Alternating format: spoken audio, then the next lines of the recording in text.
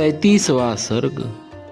सोनभद्र पार करके विश्वामित्र जी आदि का गंगा जी के तट पर पहुंचकर वहां रात्रिवास करना तथा श्री राम के पूछने पर विश्वामित्र जी का उन्हें गंगा जी की उत्पत्ति की कथा सुनाना। महर्षियों सहित विश्वामित्र ने रात्रि के शेष भाग में सोनभद्र के तट पर शयन किया। जब रात बीती और प्रभात हुआ तब वे श्री राम जी से इस प्रकार बोले, श्री राम, रात बीत गई, सवेरा हो गया, तुम्हारा कल्याण हो, उठो उठो और चलने की तैयारी करो। मुनि की बात सुनकर पूर्वाह्न काल का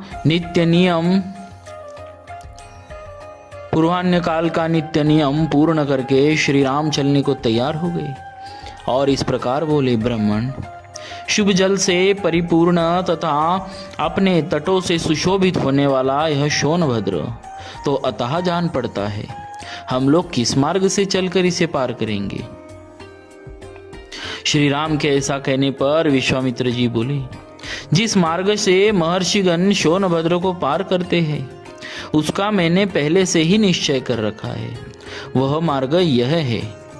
बुद्धिमान विश्वामित्र जी के ऐसा कहने पर वे महर्षि नाना प्रकार के वनों की शोभा देखते हुए वहां से प्रस्थित हुए।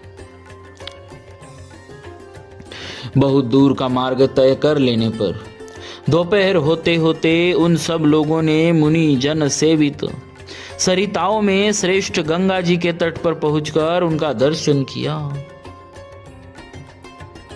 हंसों तथा सारसों से सेवित पुण्य सलीला भागीरथी का दर्शन करके श्री रामचंद्र जी के साथ समस्त मुनि बहुत प्रसन्न हुए। उस समय सबने गंगा जी के तट पर डेरा डाला।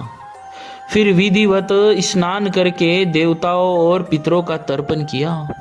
उसके बाद अग्निहोत्र करके अमृत के समान मीठे हविष्य का भोजन किया। तदनंतर वे सभी कल्याणकारी महर्षि प्रसन्न चित्त हो महात्मा विश्वामित्र को चारों ओर से घेरकर गंगा जी के तट पर बैठ गए। जब वे सब मुनि स्थिर भाव से विराजमान हो गए और श्री राम तथा लक्ष्मण भी यथा योग्य स्थान पर बैठ गए, तब श्री राम ने प्रसन्न चित्त होकर विश्वामित्र जी से पूछा, भगवान, मैं यह सुनना चाहता हूँ कि 3 मार्गों से प्रवाहित होने वाली नदी ये गंगा जी किस प्रकार तीनों लोकों में घूमकर नदों और नदियों के स्वामी समुद्र में जा मिली है। श्री राम जी के इस प्रश्न द्वारा प्रेरित हो महामुनि विश्वामित्र ने गंगा जी की उत्पत्ति और वृद्धि की कथा कहना आरंभ किया। श्री राम, हिमवान नामक एक पर्वत है जो समस्त पर्वतों का राजा तथा सब प्रकार से धातुओं का बहुत बड़ा खजाना है। हिमवान की 2 कन्याएं हैं जिनके सुंदर रूप की इस भूतल पर कहीं तुलना नहीं है। मेरु पर्वत की मनोहारिणी पुत्री मेना हिमवान की प्यारी पत्नी है। सुंदर कटि प्रदेश वाली मेना ही उन दोनों कन्याओं की जननी है। रघुनंदन, मेना के गर्भ से जो पहली कन्या उत्पन्न हुई वही ये गंगा जी है। ये हिमवान की ज्येष्ठ पुत्री है। हिमवान की ही दूसरी कन्या जो मेना के गर्भ से उत्पन्न हुई उमा नाम से प्रसिद्ध है। कुछ काल के पश्चात सब देवताओं ने देव कार्य की सिद्धि के लिए ज्येष्ठ कन्या गंगा जी को, जो आगे चलकर स्वर्ग से त्रिपथगा नदी के रूप में अवतीर्ण हुई, गिरिराज हिमालय से मांगा।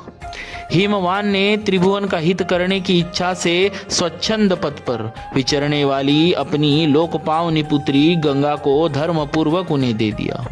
तीनों लोकों के हित की इच्छा वाले देवता त्रिभुवन की भलाई के लिए ही गंगा जी को लेकर मन ही मन कृतार्थ का अनुभव करते हुए चले गए। रघुनंदन, गिरिराज की जो दूसरी कन्या उमा थी, वे उत्तम एवं कठोर व्रत का पालन करती हुई घोर तपस्या में लग गई। उन्होंने तपोमय धन का संचय किया। गिरिराज ने उग्र तपस्या में संलग्न हुई अपनी वह विश्व वंदिता पुत्री उमा अनुपम प्रभावशाली भगवान रुद्र को ब्याह दी। रघुनंदन, इस प्रकार सरिताओं में श्रेष्ठ गंगा तथा भगवती उमा ये दोनों गिरिराज हिमालय की कन्याएं हैं। सारा संसार इनके चरणों में मस्तक झुकाता है। गतिशीलों में श्रेष्ठ तात श्री राम, गंगा जी की उत्पत्ति के विषय में ये सारी बातें मैंने तुम्हें बता दी। ये त्रिपथगामिनी कैसे हुई यह भी सुन लो। पहले तो ये आकाश मार्ग में गई थी, तत्पश्चात ये गिरिराज कुमारी गंगा रमणीया देव नदी के रूप में देवलोक में आरूढ़ हुई थी। फिर जल रूप में प्रवाहित हो लोगों के पाप दूर करती हुई रसातल में पहुंची थी। इस प्रकार श्री वाल्मीकि निर्मित आर्ष रामायण आदि काव्य के बालकांड में 35वां सर्ग पूरा हुआ।